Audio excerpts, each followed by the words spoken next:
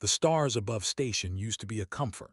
For as long as Commander Seldar Voth could remember, she had looked up at them from the observation deck and felt small in a good way.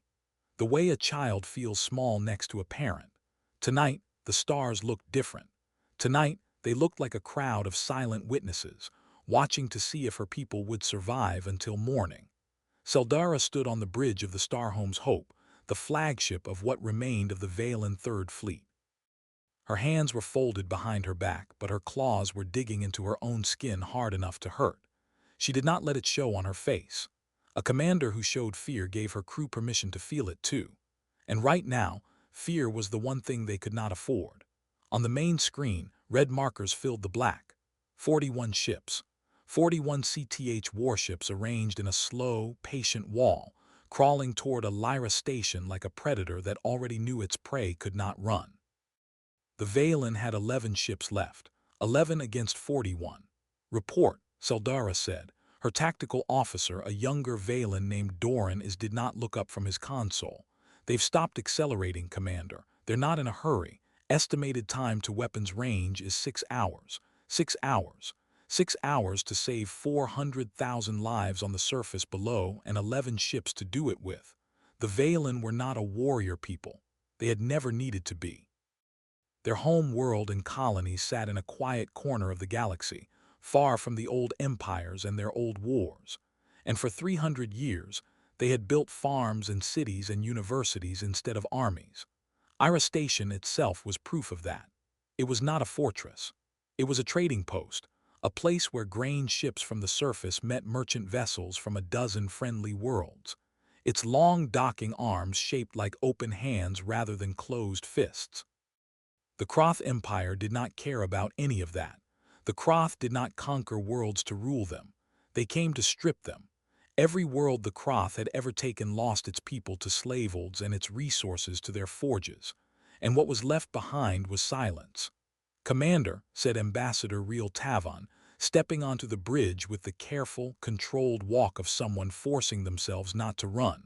Ray was not military. He had spent his life negotiating trade agreements and water rights between neighboring colonies, a job that had never once required him to consider the deaths of children. His face now looked like a man aging in real time. Have we heard back from anyone? Selara's jaw tightened. Not yet. It's been 4 hours since we sent the call. I know how long it has been, Ambassador. She did know. She had counted every minute.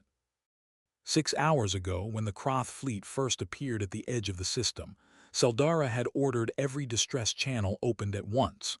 A call like that cost nothing to send and, in her experience, usually brought nothing back. But protocol was protocol, and hope, even a thin thread of it, was still hope. The first response came from the Threllan Assembly, the closest allied government, 3 jumps away.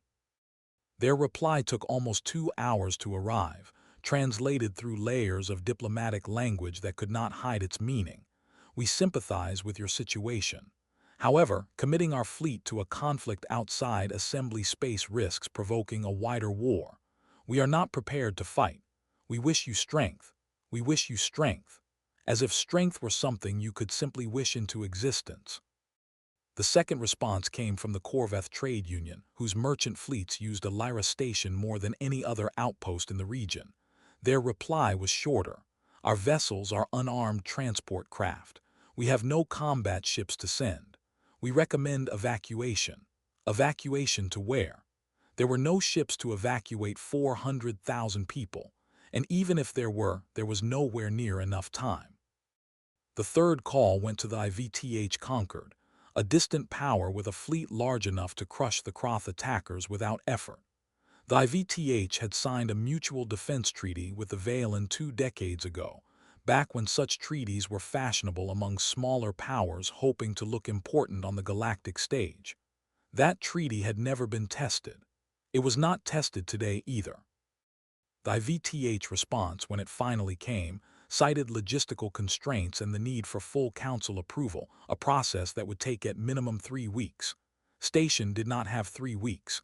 It had 6 hours and now closer to 5 and 1-2. There's one channel left, Doran said quietly, breaking the silence that had settled over the bridge.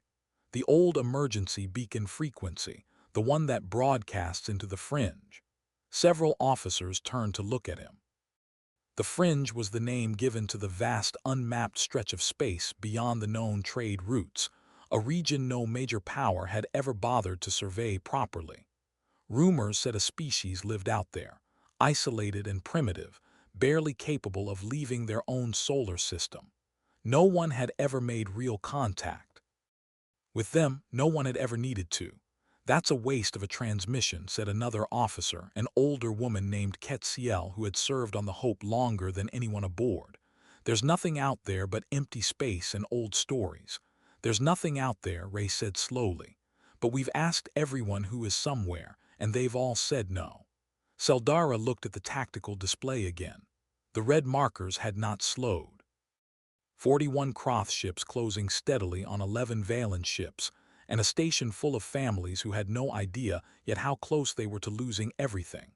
She thought of her own daughter down on the surface, probably asleep in her bed at this very moment, trusting that the adults of the world would keep her safe. Seldara had made that same promise to herself 1,000 times since taking command. She intended to keep it, even if keeping it meant grasping at threads no reasonable commander would bother with. "Send it," she said. "Send it on every frequency we have. Into the fringe, into empty space, into anywhere a signal can travel. I don't care how unlikely it is. I want it sent." Doran's hands moved over his console. "Transmitting now, Commander." Full spectrum broadcast all directions beyond the fringe boundary. On the screen, a thin blue line appeared, spreading out from Era Station in every direction, racing outward at the speed of light into darkness that had never answered anyone. It looked, Seldara thought, exactly as small and as hopeless as it was. A whisper thrown into a canyon with no walls to send back an echo. Signal sent, Doran confirmed. No acknowledgement protocols in that region. We won't know if it was even received. Understood, Seldara said. She turned back to the main display, back to the slow red wall, drifting closer with every passing second.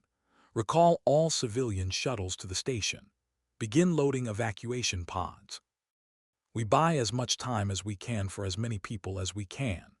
The bridge crew moved into motion, voices low and steady, professionals doing their jobs, even as the numbers on every screen told them exactly how this would likely end.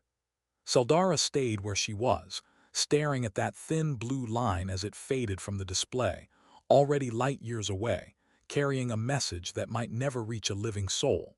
She did not believe help was coming. She had learned over the last 6 hours that help rarely came when it was needed most. Governments weighed risk against reward. Alliances protected themselves first. That was the shape of the galaxy she had grown up in, and nothing about tonight had changed her mind about it. But she had sent the signal anyway because the alternative was to send nothing. And there was still a small, stubborn part of her buried under all the years of careful diplomacy and cautious calculation that refused to give up before the fight was over. 5.5 hours remained. Seldara straightened her shoulders, looked at her crew, and began giving the orders that might, if nothing else, buy her people a little more time to say goodbye. Behind her, unseen and unheard, that thin blue line of light kept traveling outward into the dark, past the edge of known space, past the boundary the Valen called the fringe, into territory no Valen ship had ever charted. It would take 3 more hours to reach anything at all, and on the other end of that silence, something was about to listen. Down on the surface of Era's home planet, a world the Valen called Vera, the evening market in the capital city was still open when the first evacuation order reached the streets. Merchants were folding away bolts of woven cloth. Children were chasing each other between fruit stalls, their laughter echoing off buildings made of pale stone that had stood for over a century. None of them knew yet that 41 warships were crawling toward their sky. The city's public speakers had been silent on the matter for hours on Selara's own orders because panic before an evacuation plan was ready would kill more people than the Croth fleet ever could. That silence broke at last with a calm, practiced voice that came from every speaker in the city at once. "This is Vera Civil Defense. All residents are asked to proceed calmly to designated shelter zones. This is not a drill. For a moment, nobody moved. Then all at once, everybody did. Seldara watched it happen through a dozen camera feeds relayed up to the stars. Hope standing at the edge of the bridge where she could see both the tactical display and the surface footage at the same time. Streets that had been full of ordinary evening business turned within minutes into rivers of people moving toward the shelters built into the hills outside the city. Parents carried children. Neighbors helped elders who could not move fast enough on their own. It was in its own terrible way one of the most orderly things Seldara had ever seen her people do, and it broke her heart to watch it. Shelters can hold 60% of the population, Ray said quietly, standing beside her. He had stopped trying to sound calm an hour ago. The rest will have to rely on basements, storm cellars, anything with reinforced walls. 60%, Seldara repeated, and the Croth boarding parties will go through basements and storm cellars like they go through everything else. Neither of them said what they both knew. Shelters would slow the Croth down. They would not stop them. The CR Empire did not bomb worlds from orbit, not when there were people down there worth taking. They landed. They broke down doors and they marched away with entire families in chains, destined for forges and mines on worlds so far away that no one ever heard from them again. Doran's voice cut through the quiet. Commander, Croth fleet has entered the outer system. Time to weapons range 4 hours 10 minutes. 4 hours. It had felt like 6 hours would never end. And now 4 felt impossibly short. Seldara turned from the surface feeds and looked instead at her own ships arranged in a defensive line between the station and the incoming enemy fleet. 11 vessels. The Star's Hope, her flagship, was the largest of them, built for long-distance trade escort rather than sustained combat. The others were smaller, faster, better suited to chasing off pirates than facing a real invasion force. None of them had been built for a fight like this. None of them had ever needed to be.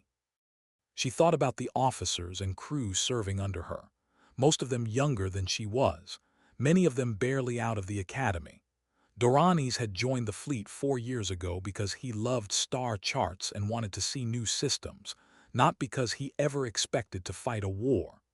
Cariel had 2 grown children of her own on the surface right now, walking toward a shelter with everyone else, and she had not said a single word about it since the order went out, because saying it out loud would mean admitting how frightened she was. This was who they were.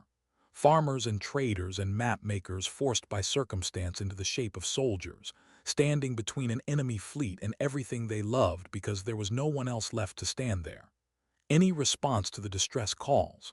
Seldara asked, though she already suspected the answer. Nothing new from the Threllan Assembly or the Corveth Union, Doran said. Thy VTH Concord has confirmed receipt of our follow-up request. They're forwarding it to their council for review. Review? Kat muttered from her station, not quite under her breath. Our children will be in chains before their council finishes reviewing anything. Nobody corrected her. Nobody could. Seldara walked the length of the bridge slowly, forcing herself to look calm, even as the weight of every decision she had made in the last 6 hours pressed down harder with every step. She had chosen to fight rather than flee, because fleeing would mean abandoning the surface population entirely, and that was a line she would not cross. She had chosen to send the civilian evacuation before committing her fleet to battle positions, buying precious minutes at the cost of tactical advantage. She had chosen an hour ago to send a distress call into empty, unmapped space on nothing but a rumor and a wish. She did not regret any of those choices. She simply wished she had more of them left to make. Commander, Doran said, and something in his voice made her stop walking. I'm picking up something odd on the emergency frequency, the one we used for the fringe broadcast. Seldor turned toward him immediately. Define odd. A response, Doran said, sounding almost afraid to say the word out loud as though saying it might make it untrue. A short one. No message, just an acknowledgement ping and a set of coordinates. It's requesting a course heading toward our position. The bridge went utterly silent. Every officer who could hear him had stopped what they were doing. Show me, Seldara said. The data appeared on the main screen. A single tiny burst of transmission arriving from a direction so far beyond the edge of known space that the Hope's own systems had trouble classifying its point of origin. There was no accompanying message, no explanation, no identification beacon that matched anything in the Valen database. Just a ping and a heading and the unmistakable signature of something moving. Could it be Croth? Ray asked, his voice tight. A trick drawing us out. The signal came from beyond the fringe boundary. Doran said, the Croth have never operated out there. As far as we know, nobody operates out there. Seldara stared at the screen at that single point of light representing something. Someone responding to a call she had sent with no real hope of an answer. Old stories about the fringe came back to her. Half-remembered rumors from her academy days about a strange, isolated species living somewhere beyond the mapped stars. A species most scholars dismissed as too primitive and too insular to matter to anyone. Whatever had answered her call was neither too far away nor too interested to respond. Track it, she ordered. I want constant updates on its position, its speed. Anything you can tell me about what's coming toward us. Understood, Doran said, already working. A few seconds passed before he spoke again. Quieter this time. Commander, based on its current trajectory and velocity, whatever this is, it's moving fast. Faster than anything in our own fleet. How fast? Doran looked up from his console, and for the first time since the Croth fleet had appeared, there was something other than fear on his face. It was closer to confusion, mixed with a thin, cautious thread of something Selara had almost forgotten how to feel. At this speed, he said, it will reach our position in under 3 hours before the Croth fleet does. 3 hours ago, Seldara had sent a message into the dark with no real expectation that anyone would ever hear it, let alone answer. 3 hours ago, she had told herself that the important thing was trying, not succeeding, because succeeding had seemed impossible. Now, something was answering, something was coming. She did not yet know if it was salvation or simply another danger wearing an unfamiliar face. But for the first time since the fleet appeared on her scopes, Seldara allowed herself the smallest, most cautious flicker of something she had almost forgotten the name of. Hope. All hands, she said, her voice carrying across the bridge, steady despite everything. Whatever is coming, we will be ready for it. Maintain defensive formation. Continue evacuation efforts on the surface and keep that signal tracked every second until we know exactly what is heading our way. Behind her, the tactical display showed 2 dots now instead of 1. The slow, patient wall of red that was the fleet, and a single fast-moving point of light still too far away to identify racing out of the unmapped dark toward a battle that was not its own. 3 hours remained until it arrived. 3 hours to find out whether the Void had sent them a rescuer or simply a second enemy to face before the end. The single point of light grew larger on the tactical display with every passing minute, and with it grew the tension on the bridge of the Starhome's Hope. Seldara had ordered every sensor array on the ship turned toward the incoming contact, and still the results told her almost nothing useful. Whatever was approaching was small compared to the Croth capital ships, closer in size to one of her own escort vessels. Yet, it was moving at a speed that made no sense for something that size. Her own science officer, a quiet, careful Valen named Iona Prell, had spent the better part of an hour running the numbers 3 separate times, hoping for a different answer each time. It's not slowing down, Iona finally reported, her voice carefully controlled. If anything, it's still accelerating. Commander, at this rate, it will arrive in just under 2 hours. 2 hours, read. And the Croth fleet weapons range in 2 hours and 40 minutes, Doran said. The contact will beat them here. Whatever it is, 2 hours and 40 minutes. It was strange, Seldara thought, how a number that had once felt like an execution sentence now felt almost like breathing room simply because something unknown was arriving first. K. Seldara said, turning to her communications officer, try hailing it again. Every frequency. I want to know who is flying that ship before it arrives, not after. Kay had been trying for the last hour with no success. She tried again now, opening every channel the Hope possessed, speaking slowly and clearly in the standard trade language used across a dozen allied systems. Unidentified vessel, this is the Valen ship, Starhome's Hope. We received your response to our distress signal. Please identify yourself and state your intentions. Silence answered her, the same silence that had answered every attempt before it. The unknown ship continued its approach, sending no message, offering no explanation, simply closing the distance with a steady, relentless certainty that Seldara found herself unable to decide was reassuring or unnerving. Maybe it can't understand us, Doran offered. If it truly comes from beyond the fringe, it may use a language none of our translation systems have ever encountered, or it understands us perfectly and simply doesn't feel the need to answer, Ket said quietly. Seldara considered both possibilities and found neither of them comforting. She thought back to the old academy lectures about the fringe half-remembered fragments from a course she had taken decades ago on unexplored regions of the galaxy. The lecturer, an aging Valen scholar with more theories than evidence, had spoken of a species rumored to exist somewhere out there, calling them by a name that sounded strange even now all these years later. Humans, a species said to be isolated, technologically limited, confined mostly to their own small solar system, of no real interest to the wider galactic community. If the rumors were true, not. Hing about a primitive isolated species explained a ship capable of outrunning every vessel in the Valen fleet. Commander, Iona said suddenly, her voice sharper than before.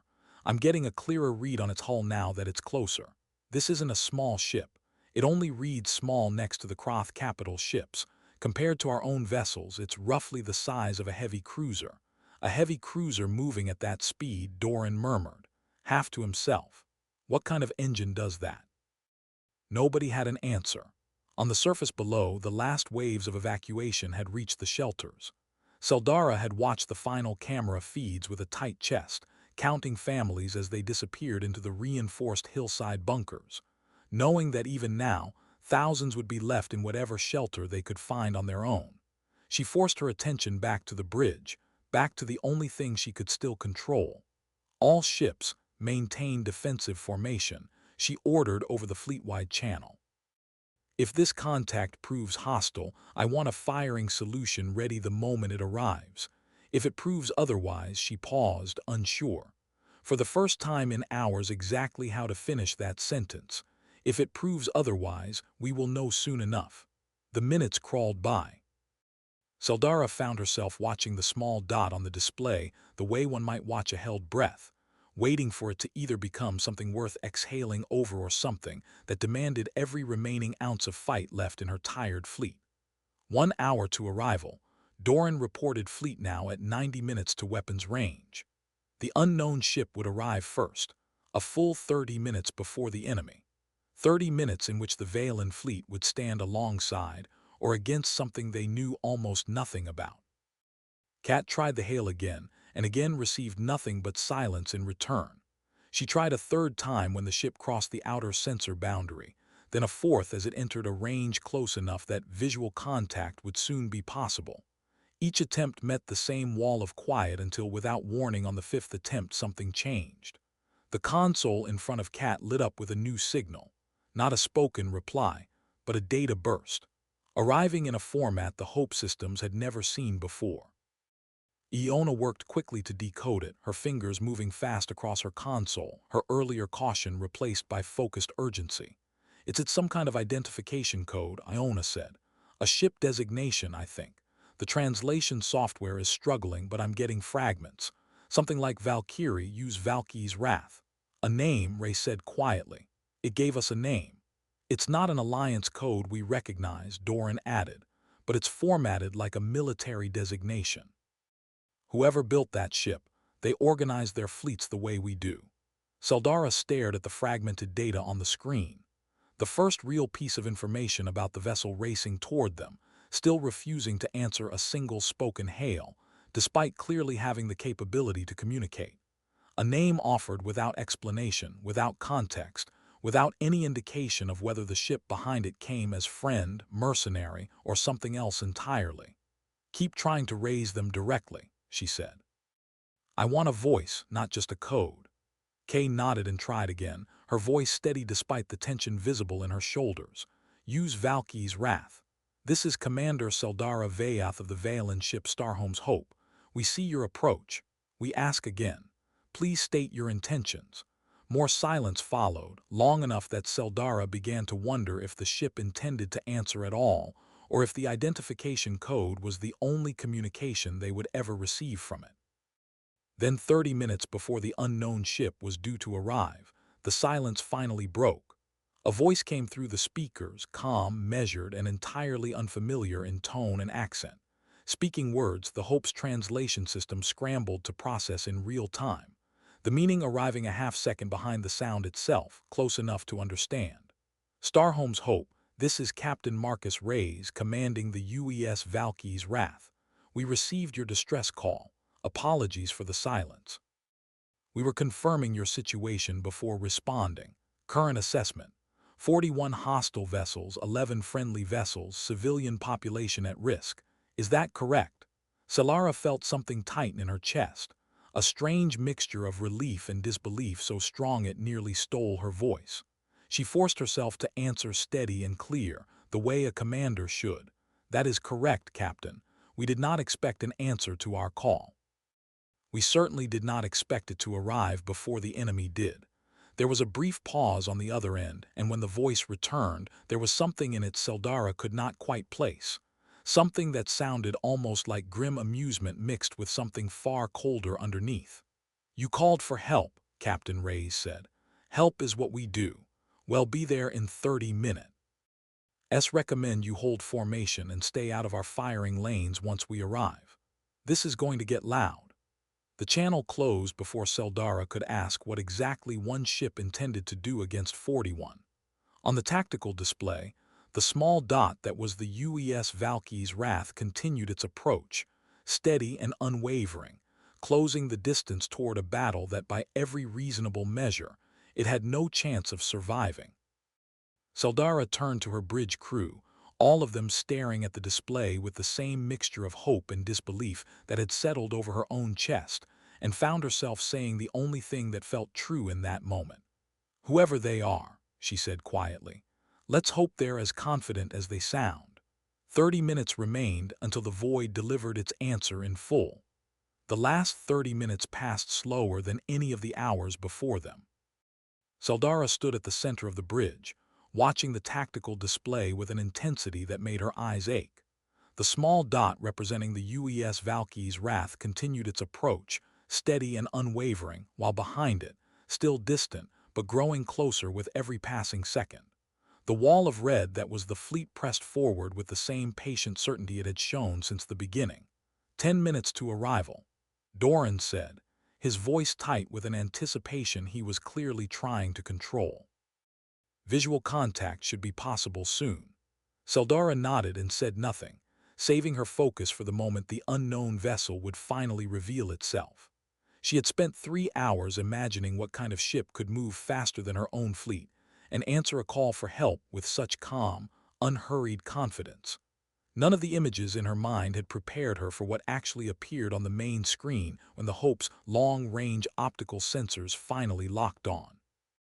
The ship was unlike anything she had ever seen.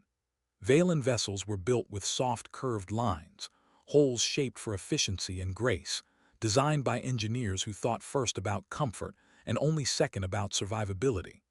The UES Valky's Wrath looked like it had been designed by someone who had never once considered comfort at all.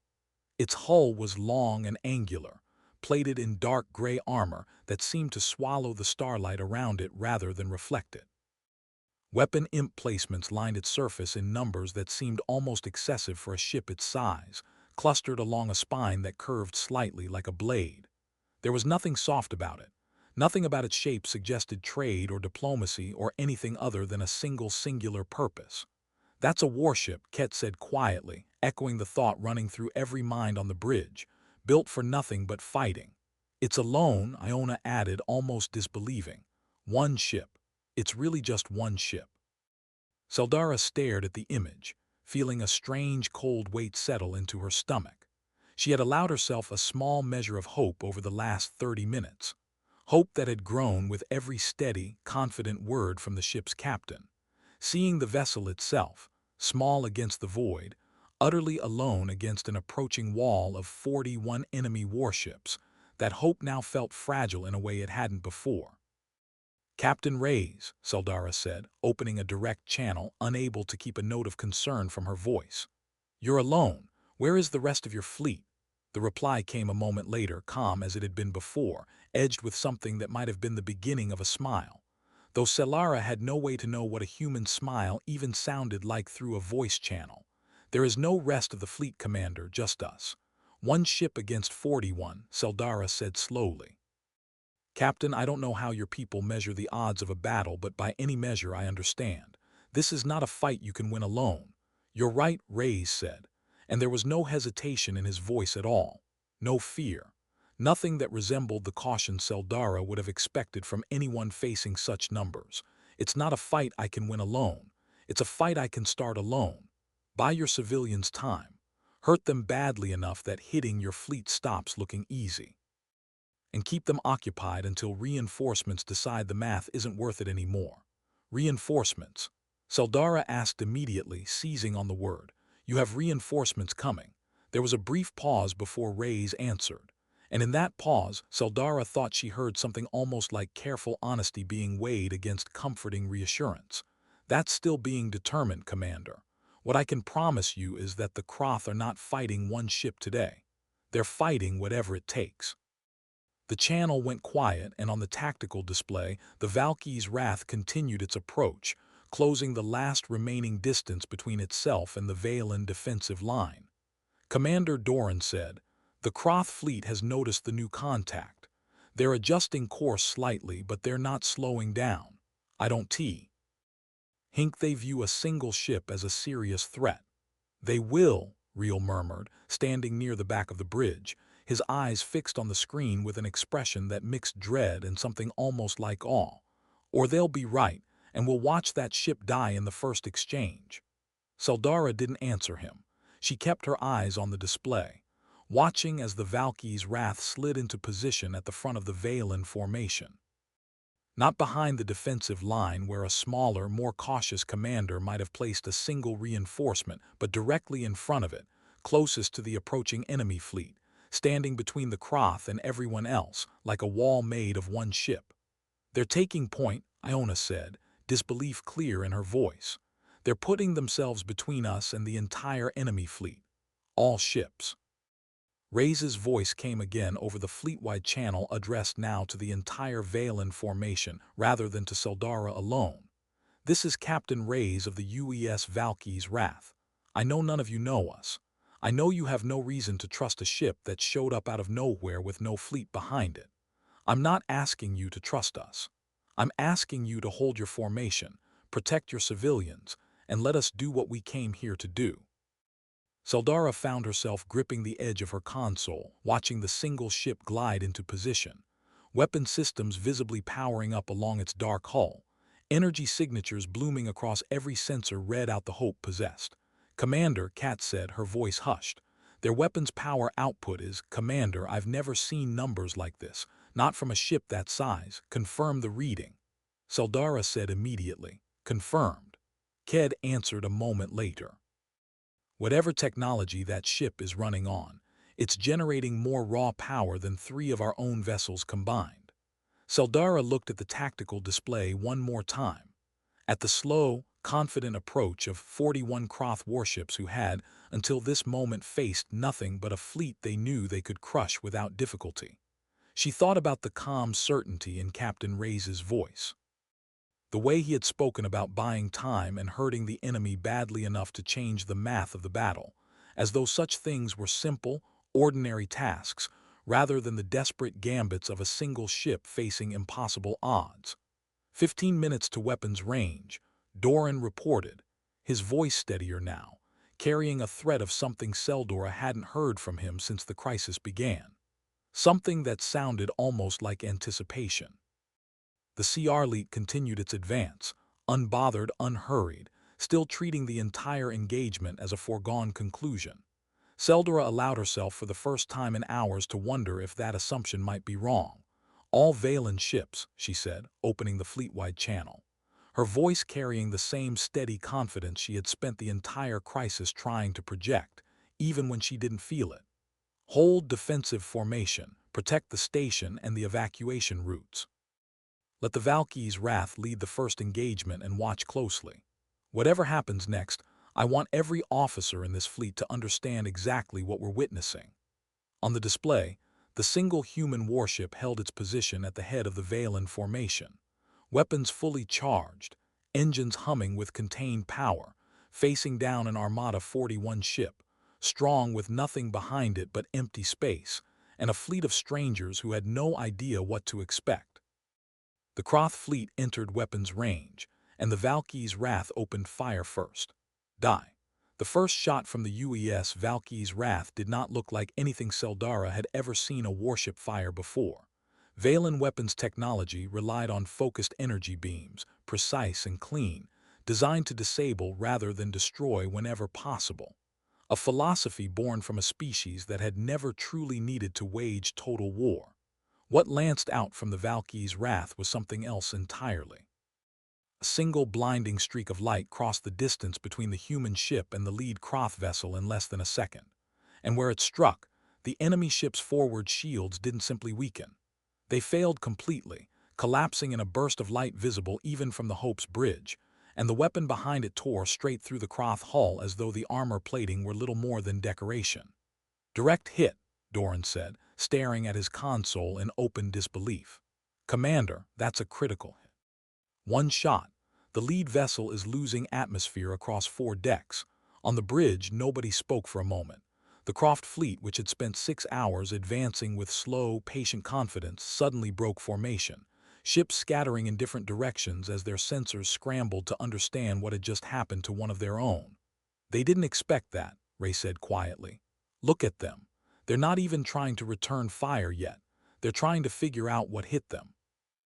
Valky's Wrath did not give them time to figure it out. The ship moved in a way that made no sense to Selara's understanding of naval combat, closing the distance to the fractured enemy formation. Rather than holding back to fight at range the way any reasonable commander with a single ship against 41 would have done, it banked hard, weaving between the widening gaps in the Kroth line. And as it moved, it fired again and again, each shot finding a target with a precision that seemed almost impossible given the speed of the maneuver. They're flying directly into the formation, Yona said, her voice climbing with disbelief. Commander, that's suicidal. They're surrounded on every side. They don't seem to think so, Selara murmured, unable to look away from the display. A second ship staggered out of formation, trailing debris and venting atmosphere from a wound along its flank.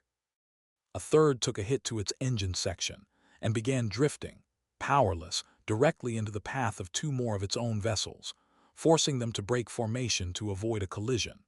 The Valky's Wrath moved through the chaos it was creating, like something that had planned for exactly this outcome from the very first shot, using the confusion of the enemy fleet as cover, striking and moving before any single vessel could bring its full weapons to bear. Their point defense weapons are firing, Doran reported. They're finally trying to target the Valkyrie directly, but Commander, they're missing repeatedly. Whatever that ship's evasive systems are, they're better than anything we have. Seldara watched the exchange with a growing sense of vertigo. The way a lifetime of assumptions about warfare, about what was possible and what was reckless, seemed to be unraveling in real time in front of her. She had trained her entire career under the belief that a single ship, however advanced, could not meaningfully alter the outcome of a battle against 41 opponents. She was watching that belief fail ship by ship in front of her own eyes. Ket hail the Valkyrie, Seldara said. I want to know if they need support. Kay opened the channel immediately, and Captain Raya's voice came through a moment later, still calm, though now edged with the focused intensity of a man in the middle of a fight he had clearly trained for his entire life. Commander, hold your position. We've got their attention. Use this window to move civilian transports through the northern corridor while their formation's broken. Seldara turned immediately to her own tactical situation, momentarily pulled from the spectacle of the battle, by the reminder of the actual purpose behind it. Doran, execute. Move remaining evacuation shuttles through the northern corridor now while the Kroth fleet is distracted. Executing, Doran confirmed, already relaying the order. On the main display, the battle continued to unfold in ways that defied everything Seldara had expected. A fourth Kroth ship exploded outright, its reactor breached by a strike that had found some critical weakness in its design. The blast lighting up the darkness for a brief violent moment before fading. The remaining Kroth vessels, finally recovering from their initial shock, began to organize, turning their combined firepower toward the single ship that had, in the span of a few short minutes, already crippled or destroyed 4 of their number. "They're converging on the Valkyrie," Iona said, urgency creeping into her voice. "Commander, that's 12 ships bringing weapons to bear on a single target." Seldara's chest tightened. For all the shock and awe of the last few minutes, this was the moment she had expected from the very beginning. The moment the numbers finally caught up with the single ship that had dared to challenge them. 12 Kroth vessels firing in concentrated volleys was a weight of firepower that no single ship, however advanced, should have been able to survive. The Valkyrie's wrath did not attempt to survive it in the way Seldara expected. Instead of retreating, instead of trying to put distance between itself and the converging fire, the ship banked sharply and dove directly toward the heart of the Kroth formation, closing the distance so quickly that several of the enemy vessels found themselves unable to fire without risking hitting their own ships. "They're using the enemy formation as cover," Doran said, understanding dawning in his voice. "They're too close for the Kroth to use their heavier weapons without hitting each other." The Valkyrie's wrath tore through the heart of the Kroth formation at close range, its weapons firing in every direction at once, each shot finding gaps in enemy shielding that Seldara couldn't begin to understand how a human targeting system could locate at such speed. 2 more Kroth ships lost power to critical systems. A third took a hit that sent it spinning out of formation entirely, its crew clearly struggling to regain control. Through it all, the human ship's shields flickered under the strain.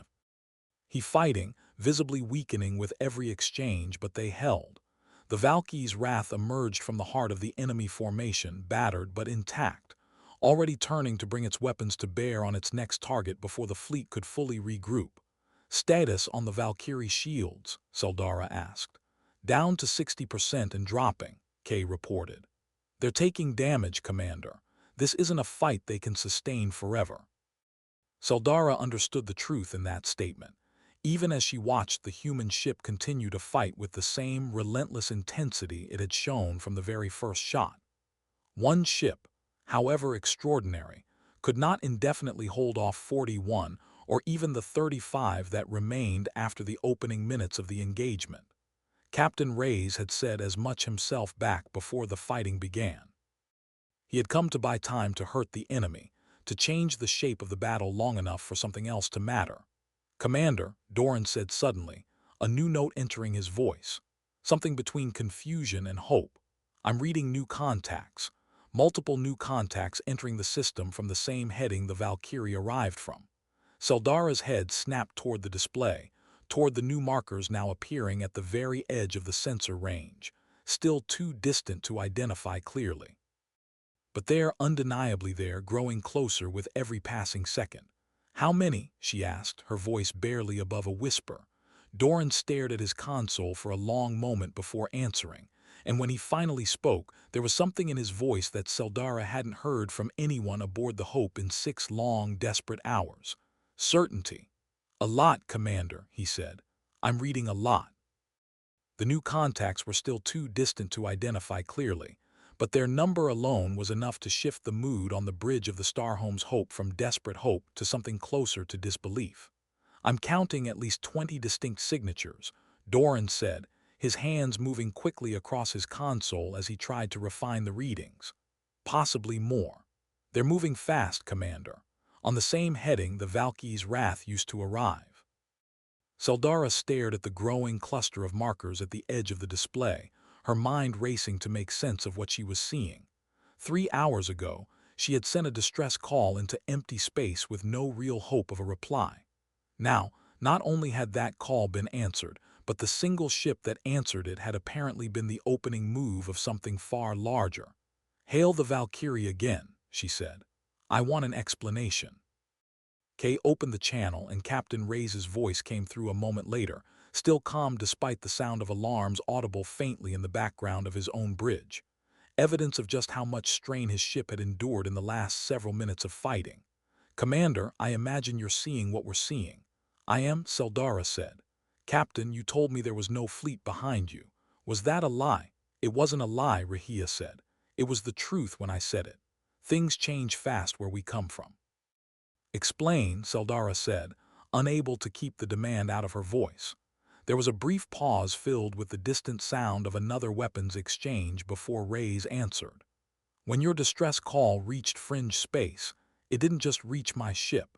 It reached a relay station we keep on the edge of our territory, close enough to pick up signals from outside our usual range. I was the closest combat vessel, so I moved first alone, because waiting for a full response would have meant your station was already gone by the time help arrived. But I wasn't the only one who heard that call, Commander. I was just the fastest." Seldara felt something tighten in her chest, something that was not quite disbelief and not quite relief, but sat somewhere uncomfortably between the two. "You sent one ship into a battle against 41, not knowing if more would follow." "I sent one ship because somebody had to start buying time immediately," Ray said, and for the first time something harder entered his voice, something that sounded less like a soldier following orders and more like a man speaking from somewhere much older and much more personal. "Where I'm from, Commander, we don't wait for perfect information before we act. We've learned the hard way more than once that hesitation costs lives that can't be gotten back." "The hard way," Selder repeated slowly. "What does that mean, Captain?" Another pause, longer this time. When Ray spoke again, his voice had lost some of its calm and gained something raw in its place. "It means my people know exactly what it looks like when help doesn't come in time, Commander. It means we've been on the other side of a call like yours before, more than once in our own history. Back when we were still fighting each other instead of standing together. We know what a besieged world sounds like when nobody answers. We decided a long time ago that when someone else's world sound DS like that, we don't hesitate to answer, even if it means one ship going in alone while the rest of the fleet catches up." Seldara absorbed that for a moment, watching the tactical display where the reinforcing fleet continued its approach, closing the distance far faster than she would have believed possible only hours ago. She thought of the old academy lectures about humanity, the ones that had painted them as primitive, isolated, insular, a species content to remain confined to their own small solar system with little interest in the wider galaxy. Nothing about the ship fighting in front of her or the fleet now closing in behind it matched that description in the slightest. "Your people," she said carefully. "You mentioned fighting each other before you fought together. May I ask what changed?" Ray's answer came slower this time, weighted with something that sounded, even through translation, like old and well-worn grief. "We nearly destroyed ourselves, Commander. More than once, we fought wars over land, over resources, over things that seemed small now looking back. And every time we told ourselves it was necessary, that the other side deserved whatever came to them. It took us a long time and a lot of loss to understand that the only thing those wars ever really cost us was each other." He paused, and when he continued, his voice had steadied again, settling back into the calm, practiced tone Seldara had heard from the very beginning. "We're not perfect, Commander. We still argue, still disagree, still make mistakes.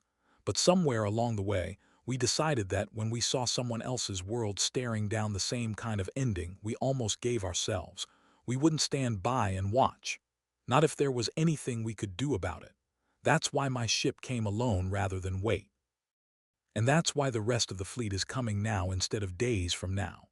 Seldara looked out at the battle, still raging beyond the Hope's hull, at the Valkyrie's wrath still weaving between the remaining Kroth vessels, its shields flickering but holding, buying every last second it could until the reinforcements arrived.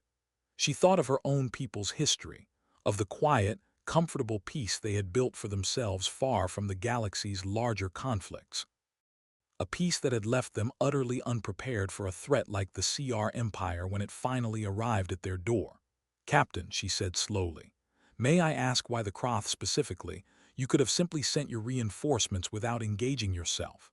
Why put your own ship in the heart of that formation?" The pause this time was the longest yet, and when Reyes finally answered, there was an edge in his voice that Seldara hadn't heard before, something cold and controlled. The sound of a man holding back something much larger than the words he chose to say. "Because I've read the Croth Empire's file, Commander," he said. "Slavers, forced labor camps, entire populations stripped from their homes and worked to death on some forge world nobody ever hears from again. My people have a very specific, very personal history with exactly that kind of empire. Back before we learn better, I don't extend the same patience to slavers that I extend to most enemies. When I saw what they were doing to your people, I wasn't interested in waiting for the rest of the fleet to catch up before I did something about it." Seldara said nothing for a long moment, watching the battle continue on the main display. Watching the reinforcing human fleet close the last of the distance toward the system, she thought about everything she had assumed about the galaxy over the course of her career, about which species mattered and which didn't, about who could be relied upon in a crisis and who could not. Every one of those assumptions had been quietly, thoroughly dismantled over the last several hours by a species her own people had once dismissed as primitive and unimportant. "Captain Reyes," she said finally, "on behalf of my people, whatever happens in the next hour, thank you for answering a call you had no obligation to answer." The burrito was cold. "Every obligation started somewhere," Commander Reyes said, and for the first time, something almost like warmth crept into his voice. "Ours started the day we decided nobody should have to face something like this alone. Now, if you don't mind, I've got a battle to keep winning until my friends get here." The channel closed and Seldara turned back to the tactical display, watching the growing cluster of reinforcing ships close the last of the distance toward the besieged system, watching the Croth fleet, already battered and disorganized, begin to realize exactly what kind of enemy they had truly provoked. "Doran," she said quietly, "time until the reinforcing fleet arrives." Doran checked his console, and when he looked up there was something in his expression that Seldara hadn't seen on the bridge of the Starhome's Hope in 6 long hours. Something that looked almost like certainty that they were going to survive this after all. "12 minutes, Commander," he said. 12 minutes and then we'll find out exactly how badly the Croth Empire underestimated us." The 12 minutes that followed felt to Seldara both endless and impossibly short. The Valky's wrath continued its solitary fight against the remaining Croth vessels, its shields now flickering dangerously low, its weapon systems visibly straining under the sustained demand of the engagement. Seldara watched the ship take a direct hit to its port side, watched it stagger for a brief, terrifying moment before righting itself and returning fire with no less intensity than before.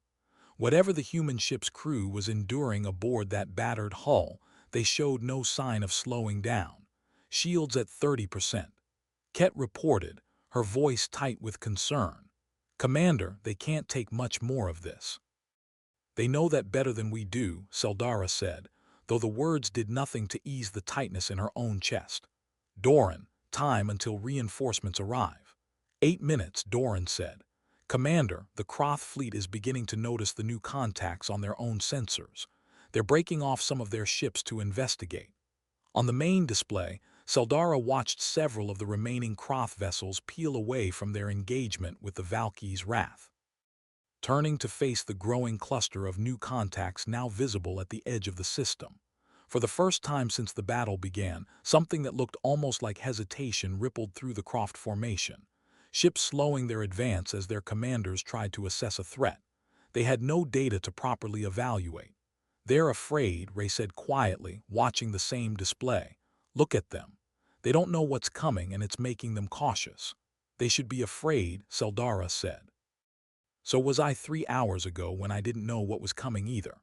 The reinforcing human fleet grew closer with every passing minute, and as it did, Seldara finally began to make out details her sensors had struggled to resolve before. The ships were not identical to the Valkyrie's Wrath, but they shared the same aggressive, angular design language, the same dark, armored hulls built for a single purpose. Some were smaller, faster vessels that reminded her of the Valkyrie itself. Others were larger, heavier ships that dwarfed even the Croft capital vessels, bristling with weapons imp placements along every visible surface. "I'm counting 26 ships," Doran said, his voice climbing with something between disbelief and awe. "Commander, 2 of those contacts are enormous, larger than anything in the Croth fleet." "Captain Reyes said his people don't hesitate when someone else's world is at stake," Seldara murmured, watching the approaching fleet with growing wonder. I don't think he was exaggerating. The Croth fleet, already fractured and disorganized from the Valkyrie's Wrath's relentless assault, now faced an impossible decision. 26 additional human warships, still minutes from arrival, closing fast, while the single ship they had already spent the better part of an hour failing to destroy continued fighting with undiminished ferocity in their midst. Commander Iona said suddenly, "I'm reading a change in the Croth fleet formation. They're consolidating, pulling back from their forward positions. They're considering retreat," Seldara said, watching the enemy formation shift on the display. "Can they retreat fast enough?" Ray asked. The answer came a few minutes later when the reinforcing human fleet finally crossed into weapons range of the outermost vessels. Selara watched, transfixed as the 2 largest human ships opened fire simultaneously, their weapons striking with a force that made the Valkyrie's Wrath's earlier attacks look almost gentle by comparison. Ath Capital ship, one of the largest in their entire fleet, took a direct hit across its central hull and simply came apart, its structure unable to withstand the force of the strike. Debris scattering across the void where a moment before a warship had been. The bridge of the Starhome's Hope fell utterly silent. "That was their flagship," Doran said quietly, staring at the wreckage on the display. "Commander, that was their fleet flagship and it's gone." The remaining Croth vessels, already reeling from the loss of their command ship, broke formation entirely, scattering in every direction as the human fleet pressed its advantage. Weapons fire lighting up the void in patterns Seldara had never imagined a battle could take. The Valkyrie's Wrath, seizing the opportunity created by the chaos, turned its attention to the ships attempting to flee, cutting off their retreat routes with a precision that suggested its crew had been waiting for exactly this moment. "They're not letting them run," Kat said, watching the tactical display with wide eyes. "Would you?" Seldara asked quietly. "After everything those ships were prepared to do to our people, within M." In Utes, what remained of the Croth fleet had been reduced to a scattering of damaged fleeing vessels pursued relentlessly by a human fleet that showed no sign of easing its assault. Seldara watched 3 more Croth ships destroyed outright, their crews given no opportunity to surrender, while a handful of others managed to break away entirely, fleeing toward the edge of the system at whatever speed their damaged engines could still provide. "Should we pursue?" Doran asked, looking to Seldara for orders, though the question felt almost unnecessary given the state of her own battered, exhausted fleet. "No," Seldara said. "Our people have suffered enough today. Let the humans finish what they started. Focus everything we have left on the surface. I want status reports on every shelter, every evacuation route, every family that spent the last 6 hours waiting to find out if they'd survived the night." The orders went out, and slowly the mood on the bridge began to shift from stunned disbelief to something that resembled tentatively relief. Seldara watched the last of the fleeing vessels disappear from her sensors, pursued by 2 smaller human ships that had broken off from the main engagement, while the bulk of the human fleet began to regroup near the Valkyrie's Wrath, whose shields had finally dropped low enough to trigger automatic emergency protocols visible even from the Hope's own sensors. "Hail the Valkyrie," Seldara said. "I want to know their status." Kay opened the channel and after a brief delay, a different voice answered, younger than Reyes' own, carrying a note of exhaustion mixed with something like pride. "Starhome's Hope. This is the Valkyrie's Wrath. Captain Reyes is currently receiving medical attention, but he asked me to relay a message before he did." "Go ahead," Seldara said, her chest tightening with sudden concern. He wanted you to know the Kroth fleet has been broken. Confirmed kills on 19 vessels, with the remainder either destroyed by pursuing units or scattered beyond effective recovery. Your station and your surface population are no longer under threat. Solara closed her eyes for a brief moment, feeling 6 hours of accumulated tension finally begin to release from her shoulders. Around her, the bridge crew of the Starhome's Hope allowed themselves for the first time since the crisis began, small, tentative expressions of relief. Kat's hands trembled slightly as she kept the channel open. Doran let out a long breath he had clearly been holding for longer than he realized. Even Ray, standing near the back of the bridge, allowed his shoulders to drop from the rigid, anxious posture he had held for the entire engagement. "Is Captain Ray's going to be all right?" Seldara asked. "He'll recover, Commander," the voice replied. "Took some damage when we breached their formation the second time, but nothing our medical bay can't handle." He wanted me to add one more thing, if you don't mind me relaying it exactly as he said it. "Please," Seldara said. He said, "Tell the commander the void isn't always empty. Sometimes it just takes the right kind of ship to prove it." Seldara found herself despite everything, despite 6 hours of fear and desperation and near certain loss. Smiling for the first time since the crisis had begun, she looked around her bridge at her exhausted but relieved crew at the tactical display now showing a system finally blessedly clear of enemy threats, and allowed herself to believe fully and completely that her people had survived the night. "Tell Captain Reyes," she said, "that when he's recovered, the commander would very much like to meet the crew who proved it." Burrito. 3 days after the battle, the docking bay of the Star's Hope had been cleared and cleaned in preparation for a meeting Seldara had never expected to have. She stood near the airlock, connecting her ship to a small human shuttle that had detached from the Valkyrie's Wrath an hour earlier, watching the display above the door count down the final minutes before it opened. Behind her, a small honor guard of Valen officers stood at careful attention. And beside her, Ray shifted his weight from foot to foot, clearly as nervous about this meeting as she was, though neither of them had said so out loud. In the days since the battle, the system had slowly returned to something resembling normal life. Evacuation shelters had emptied as families returned to homes that, against every expectation from 6 hours before, were still standing. Repair crews had begun the long work of restoring stations' damaged sections. The human fleet had remained in the system throughout, assisting with search and rescue operations among the wreckage of the Kroth ships, recovering what they could, and destroying the rest, careful and thorough, in a way that suggested long practice with the aftermath of exactly this kind of battle. Seldara had spoken with Captain Reyes several more times over those 3 days. Brief exchanges mostly focused on coordination and logistics, but she had not yet met him in person. That was about to change.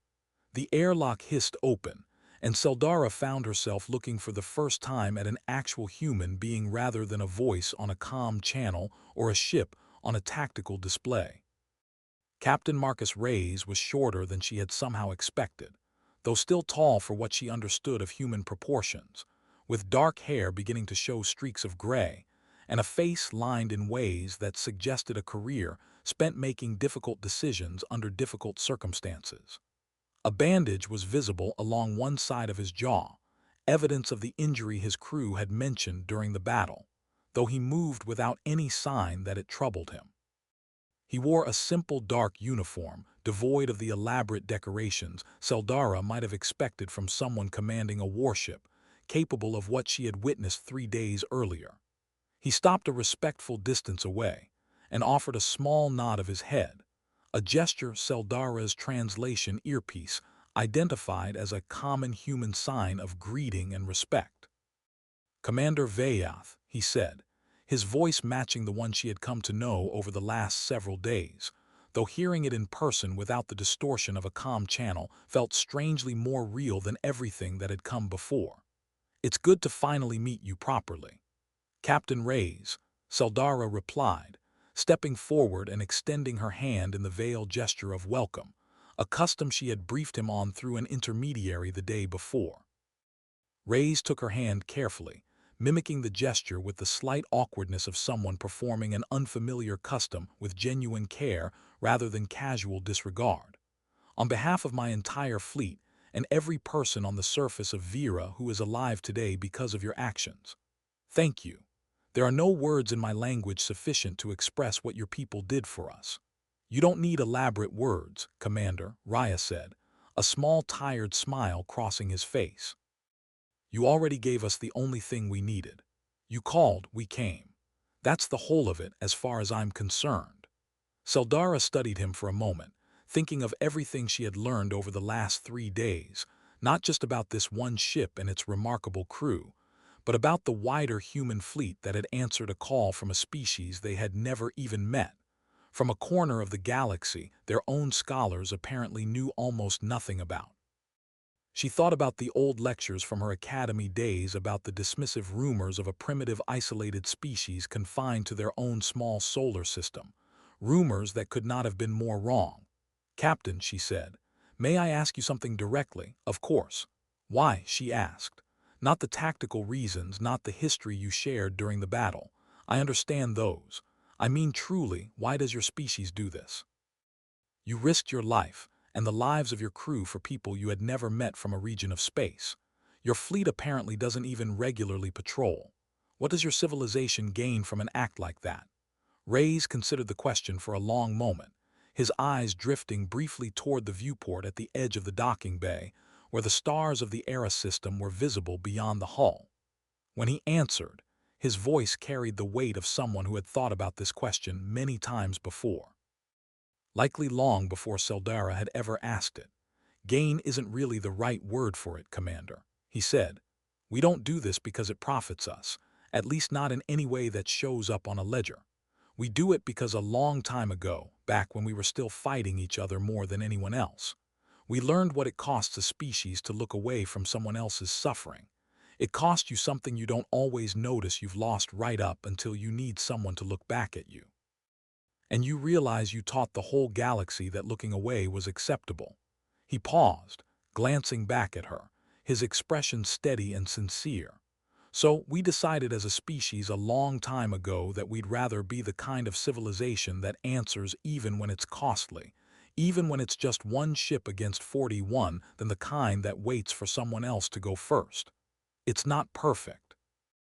We don't always get there in time, but we try every time because the alternative is becoming exactly the kind of galaxy that let the Kroth Empire believe nobody would ever come for you. Seldara felt something shift quietly inside her chest, a feeling she suspected would take her a long time to fully understand.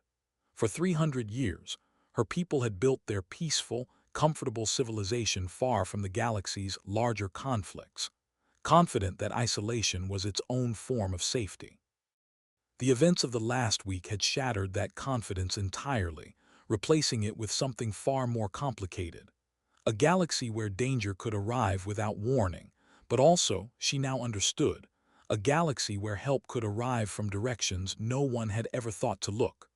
My people have spent 300 years believing we didn't need alliances beyond our immediate neighbors, Selara said slowly. We believed that keeping to ourselves kept us safe. I think, Captain, that we were wrong. Every civilization learns that lesson eventually, Commander Reyes said gently. Better to learn it from a rescue than from a grave. You got the easier version of that lesson. Trust me, my people didn't. Seldara nodded slowly, looking past him toward the viewport, toward the human fleet still visible in the distance. Ships that had arrived from a region of space her people had once dismissed as unworthy of serious study.